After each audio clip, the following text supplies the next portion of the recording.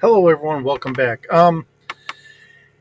Today I'm kind of going a little off of script for a lot of the other things. Kind of bringing some of my thoughts and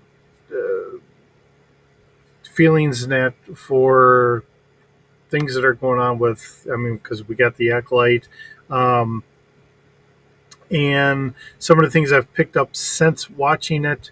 Um, and kind of going over some of the like force abilities and stuff like that these are here's a nice list of things that we actually get from West End games, and this is where I take a lot of this stuff from, and we even have other charts here to help explain how powerful like Darth Vader was, and how if you're really powerful in the force, how you can do certain things, but if you're kind of a beginner in the force, how little you may have in abilities or anything else. Um, so, as we kind of start here, one of the first things I really want to throw out here is now the Acolyte we're looking at. This is 100 years before um, the Phantom Menace, and one of the things that's kind of worrying me here is where's Yoda?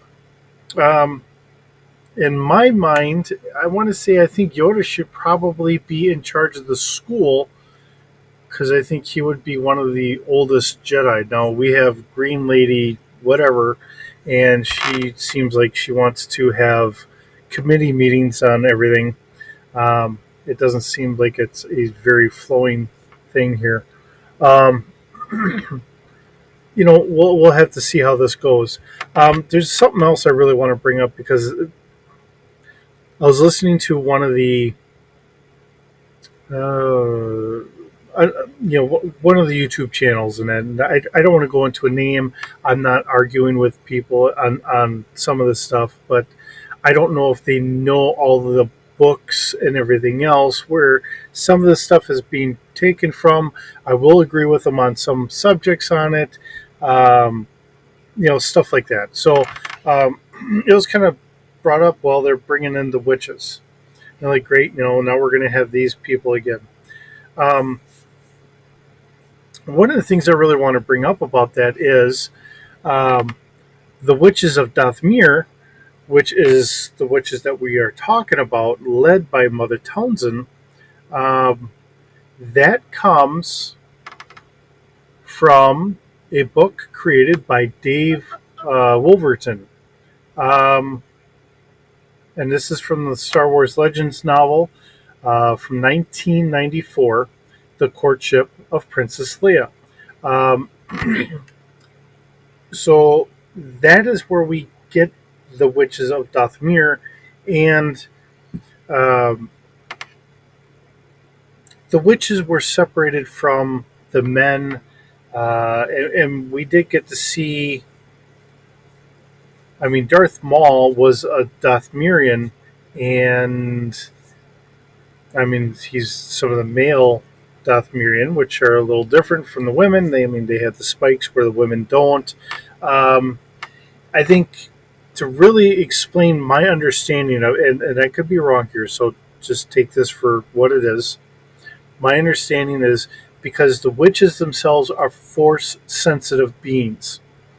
Um, they work the force differently because I mean they're witches. They're not straight force users, but they are um, descendants of the fallen Jedi Alea, and appeared in multiple other legend works. But it's their manipulation of the force in a more mystical form. And then we have the men, and the men that are strong in the force, and they're great warriors and all that. They have their own society. And then there's the greater Dathomirian society, which they live in small cities and settlements and stuff like that. Um, that's my understanding of it all. Now, I did not read the book. I have not listened to the book. Um, Knowing it from game terms, some of the things that had kind of gone on, uh, I get I get that kind of a gist of it. Plus, we get to see a little bit of it in the Clone Wars that George Lucas had done. So these are all things that, I don't know how LucasArts really worked with the authors. And this idea had popped up in a conversation here tonight, so I really want to kind of get this out here. Um, we can bash how the writing is, how the acting is, and all that stuff. The question is, for what's going on right now, is this Disney that's telling them that this is what they have to write? I mean, maybe they're good writers, maybe they're bad writers. I don't know. I don't know if you can tell me this. I really have no clue. I'm in small town America here in Wisconsin. I don't know what goes on in Hollywood and Disney and all the heads of these people. I don't know. I don't know what goes on in George Lucas's head and how he created all this stuff. I just know that this is something that has been a favorite hobby of mine for over 20 years. Probably closer to, well, okay, yeah, it's over 30 years. I'm at this point, because I'm getting to be an old man. But it's one of those, growing up with it and just liking the stories and the toys to doing this as a role playing game for over 30 years. Um, these are things I just, I enjoy this, uh,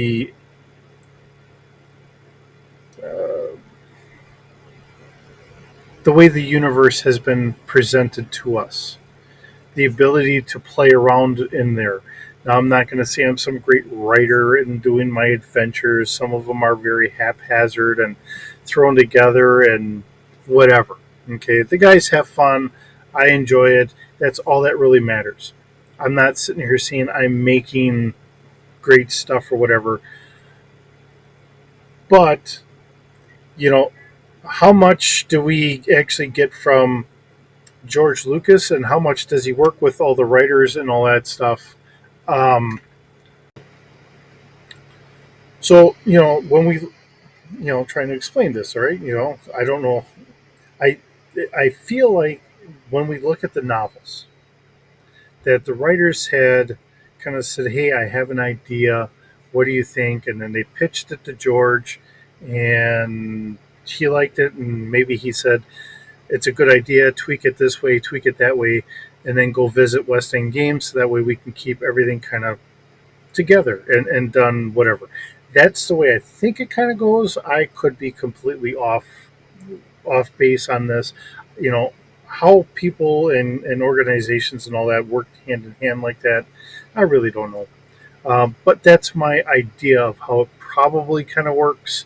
Um, all I know is, when we look at what George did in the movies, and then we have all of the novels, and the novels do run pretty good in line, and we have a fairly cohesive story that follows our group, and it expands on into the universe. Um, and that's the way I take it. That's why I call that's the Star Wars. Everything that's been done in Disney, whether you like it, you don't like it, or whatever, I'm going to call that Disney Wars. Now, does some of the Disney Wars stuff fit into the Star Wars? Sure. Um, is some of it kind of way off base? Like, the Acolyte to sit here and say, "Where's Yoda?" I think Yoda should be in here. Um, that's my view, because I think looking at, Yoda had mentioned for over 900 years as he trained Jedi. Well, then I think 100 years before the Phantom Menace, he probably would have been at the temple in Coruscant, and he would be probably one of the masters. Because, I mean, when we see him in the Phantom Menace, he is essentially the Grand Master of the Jedi Temple. He is the most knowledge being there. He's the oldest being there. Um, and that's the way I take it. I don't know why we have someone that doesn't really know much about Star Wars. Of course, it's all being led by someone who was hired as a secretary, and she couldn't keep her mouth shut, and she somehow got put into the position that she is. Um, I don't know. It's an interesting thing, but more importantly, here's a list of some of the Force powers. Now, this isn't going to be. I'm not going to say this is the 100% complete list, but this is actually from the revised, expanded edition of the Game Master screen. So it also had a little booklet. So here we are. So, when we have control, sense, and alter. Okay, you can kind of control things, you can sense things, and then you can alter things. So you're controlling. So we have like your absorb and dissipate energy. We see Yoda doing this. We see Vader doing this. Most notably, um, we see Vader doing this when Han shoots with his heavy blaster pistol, and Vader just absorbs that energy and whatever. We can accelerate healing. We can do some concentration to help ourselves. That would be like Qui-Gon. When he sits down before he fights Darth Maul, he's trying to do some concentration, some meditation here. We can contort, escape. We can control disease, control pain. Control pain, we see that with Obi-Wan to Luke Skywalker, trying to ease that pain and all that. Detoxify poison, emptiness. More, I think that might be a little bit more of a dark side ability where it gives you that feeling of emptiness. Um, Enhance attribute, which was really shown where Qui Gon and Obi Wan, where they have like the force speed and all that stuff, those kind of things. Um, Instinctive astrogation, so that way you can use the force to try and get you to where you need to go. So you can plug in your astrogation points. Rage, we see that as a dark side, or primarily as a dark side. Reduce injury, remain conscious, remove fatigue, resist stun, short term memory enhancement. Those are all controlled. And we have sensor, beast languages, combat sense, danger sense, instinctive astrogation sense. So you could do a sense and a control for doing your astrogation.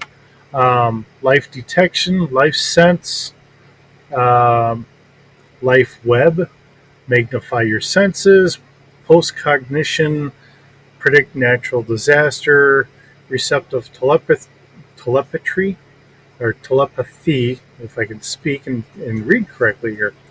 Sense force potential, sense path, shift sense, translation, weather sense, um, and in alter we have injure, kill, telekinesis, and then now we start combining these control and sense. So we have far seeing, life bond, lightsaber combat, uh, projective telepathy. See, our lightsaber combat, this is where our lightsabers become more powerful. Okay? Your sense, so that way you can understand where someone else's lightsaber is going to be, or a blaster bolt is going to be, and the like. And our control then puts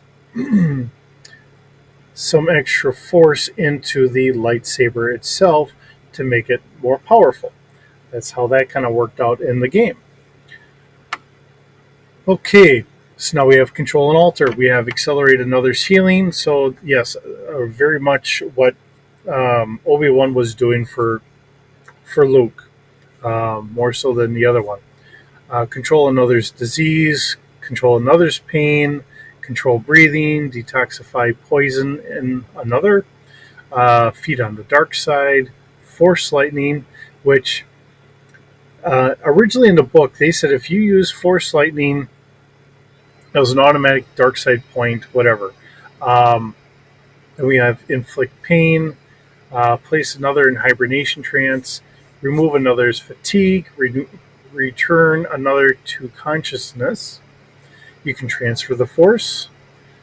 Now we're using all three, so we have control, sense, and alter, so we can affect somebody's mind. We have battle meditation, control mind, create force storms. They're again another one that's typically looked at as a dark side point. Doppelganger, drain life essence, enhance coordination, force harmony, projected fighting, telekinetic kill, transfer life. We have sense and alter, so we have dim other senses and lesser force shield. Now, like I said, this isn't complete all of them, but this is a good list here. Now, on some of the ones that it would have said, and we've had a lot of debates amongst myself and my friends. If you're to use force lightning, that would be an automatic dark side point or whatever, and you start going towards the dark side. I argue against that in this regard. Whatever force ability you're using, in what context are you using it? Okay. When we typically see this stuff, I think most people look at it as like um, Darth Sidious using it against Luke, um, where he's kind of just zapping them, or he did it against Mace Windu, stuff like that.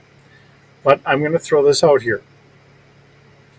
If you're using Force Lightning for like a herd of cattle, and you could scare that cattle by just lightly zapping them and having them turn around so they don't go off of a cliff, yes, you're using Force Lightning, but you're not using it in a negative way. You're just trying to scare them so they don't hurt themselves.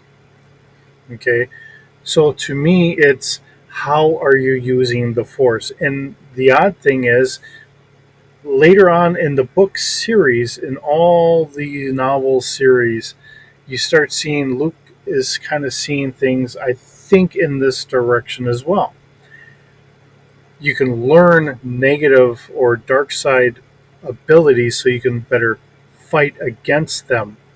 But if you're using something that would kind of be looked at as a dark ability, but you're using it in a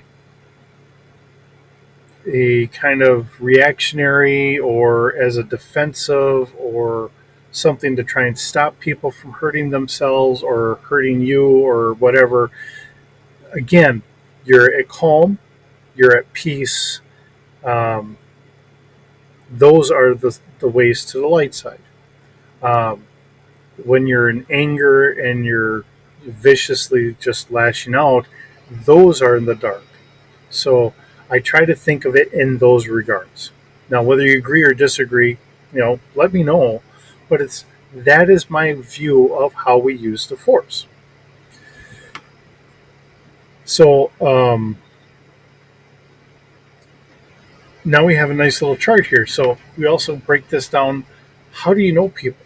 So we get, you know, little pluses and minuses here. So do you have a close relative? You're married. You have, they're your sibling, your parents, to the character, or you're their child, or something like that. No added difficulty. Are you just close friends? Okay, +2. Just friends, +5. Um, Acquaintances, slight acquaintances. Hey, you met once, that's like a +12. Never met, but you've heard of someone. Complete strangers. It's like, complete strangers, not even of the same species or whatever else, an extra difficulty to it. And then proximity. So, are you within touching range? Can you actually touch them and do something to them? In line of sight, but not touching. You get the idea, right? Not in line of sight, but between 1 and 100 meters away, or over 101 meters away. Um, are you less than 1,000 kilometers away? Are you more than 1,000 kilometers away? And then we get really insane here. Are you in the same star system but not in the same planet? are you not even in the same star system? So, like when Darth Vader, yeah, he sees the person. Now he may know them, maybe they're acquaintances, so that'd be a +7. And if you were to say he's not even in the same star system, so it'd be a +37 plus maybe a 15, so 40, 52, right? He'd have to roll a 52 out of this. But Darth Vader has quite a few dice to roll, so that 52 becomes fairly manageable for him because he's very powerful. Um, that's the way we had done this in the West End games. Um, was it possible? Sure. Um,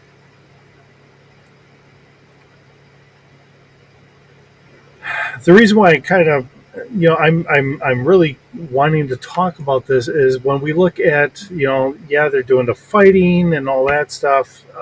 You know,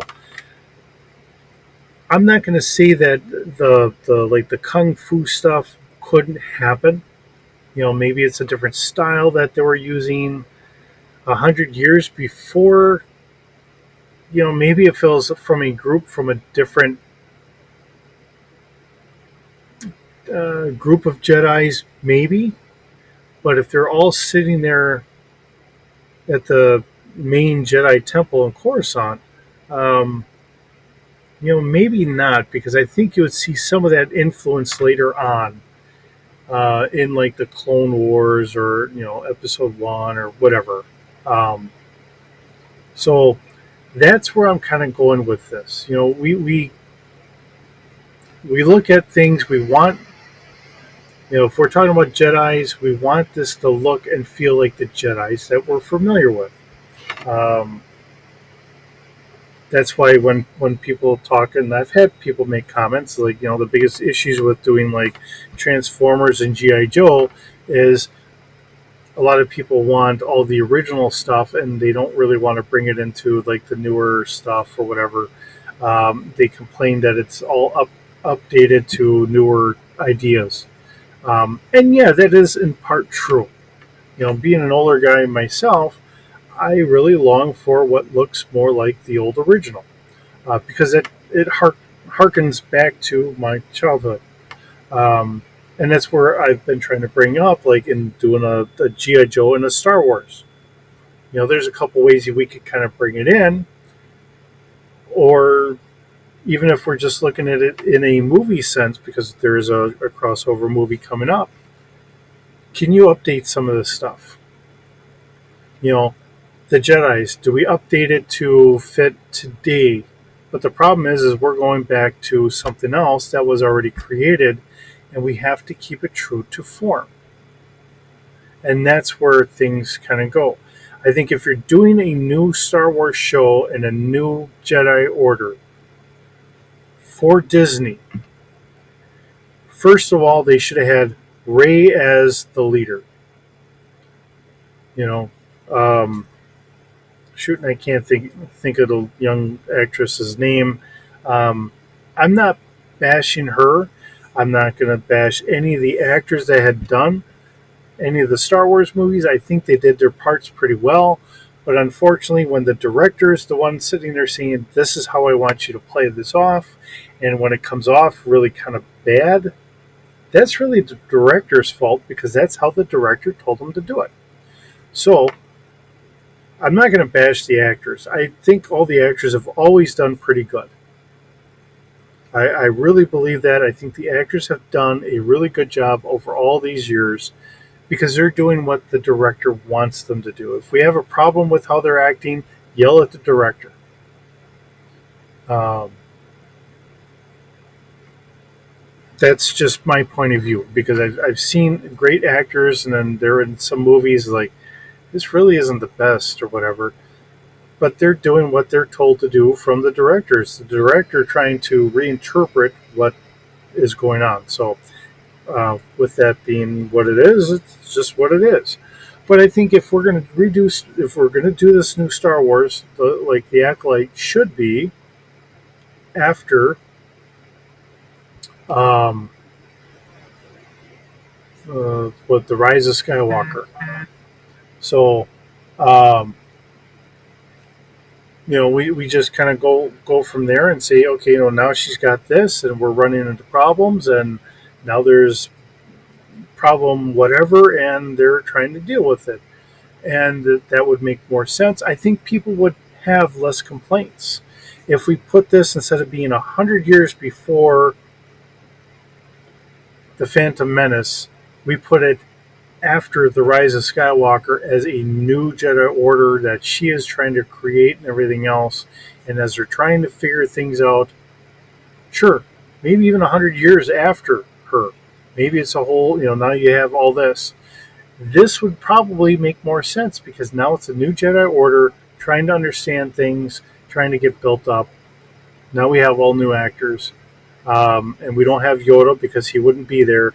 We don't have some of the other ones that we would have thought of. Maybe some descendant of Rey would be there or something, or Finn or something. But then you can have a whole new cast.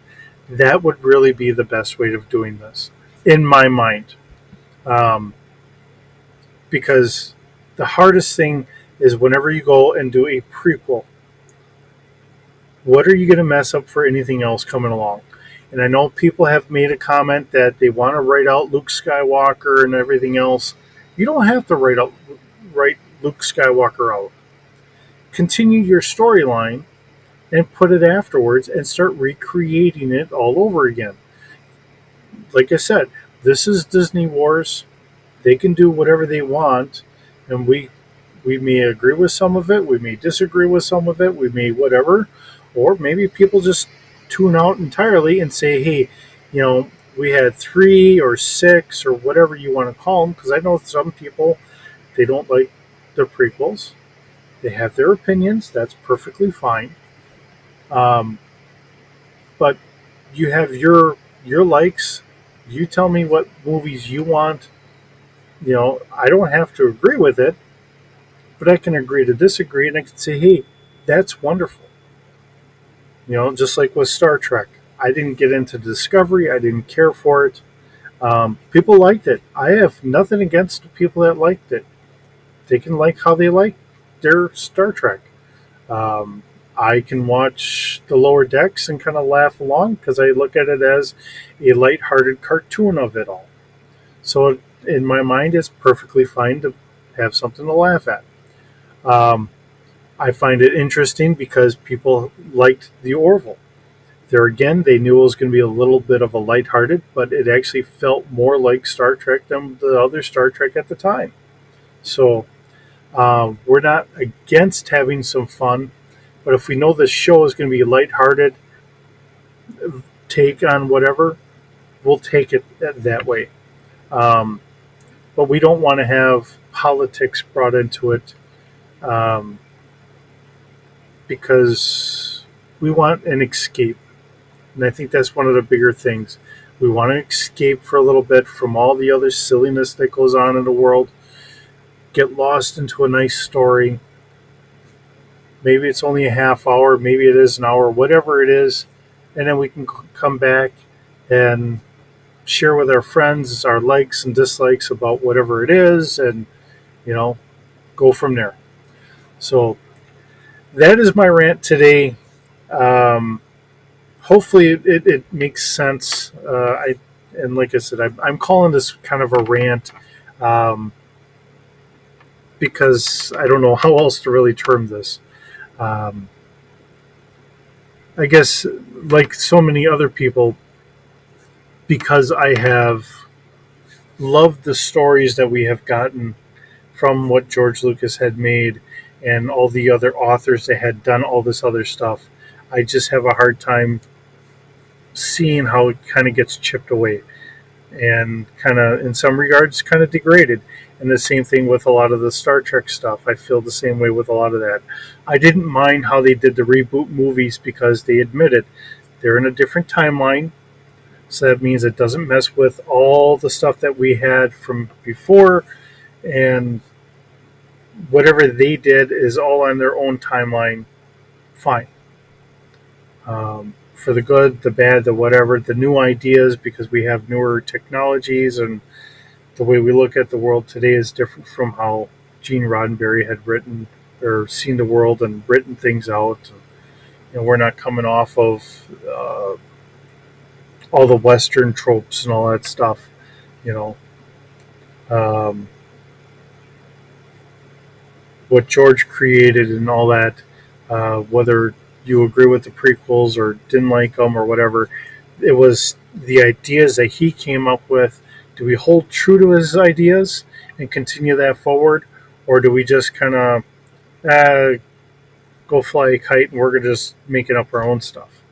I think you really have to look at his core ideas and say, at the end of the day, do we really still meet the nice ideas of his core principles, and then move along?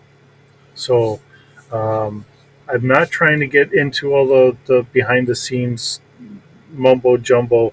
I'm just looking at the show itself and how it's going. Like I said in the first episode, it seemed like everyone was really stiff and not very fluid to make things feel like it's a living world. So,